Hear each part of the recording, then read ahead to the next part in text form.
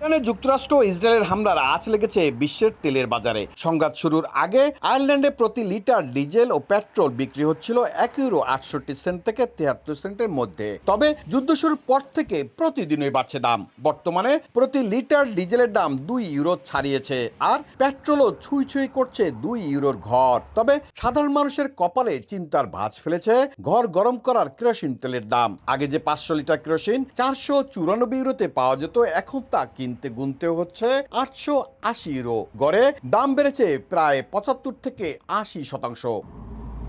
জ্বালানি সরবরাহকারী প্রতিষ্ঠানগুলো বলছে তেলের দাম বাড়ায় পাল্লা দিয়ে বাড়ছে বিদ্যুতের খরচও। বিশ্লেষকদের মতে এই মূল্য বৃদ্ধির কারণে প্রতি পরিবারকে বছরে গড়ে অতিরিক্ত €1000 বেশি খরচ করতে হবে। হাড় কাঁপানো শীতের এই দেশটিতে অন্তত 15 লাখ মানুষ ঘর গরম রাখতে কেরোসিন ব্যবহার করেন। একদিকে যাতায়াত খরচ বৃদ্ধি, অন্যদিকে ঘরের উষ্ণতা ধরে রাখার অতিরিক্ত ব্যয়, সব মিলিয়ে বিপাকে পড়েছেন সাধারণ মানুষ। গ্যাস, তেল এবং হিটিং অয়েলের যে দাম বৃদ্ধি পাইছে, তাতে এখানে জীবনযাপন এমনি এক্সপেন্সিভ, তার সাথে আরও বৃদ্ধি পেলে সাধারণ মানুষের জন্য অসহনীয় হয়ে যাবে জীবনযাপন করা।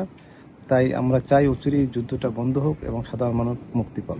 বিশেষ করে নিম্ন এবং মধ্যবিত্ত পরিবারের জন্য এই অতিরিক্ত খরচ বহন করা কঠিন হয়ে পড়েছে। শীত প্রধান দেশে হিটিং অয়েল একটি মৌলিক প্রয়োজন, এটি কোনো বিলাসিতা নয়।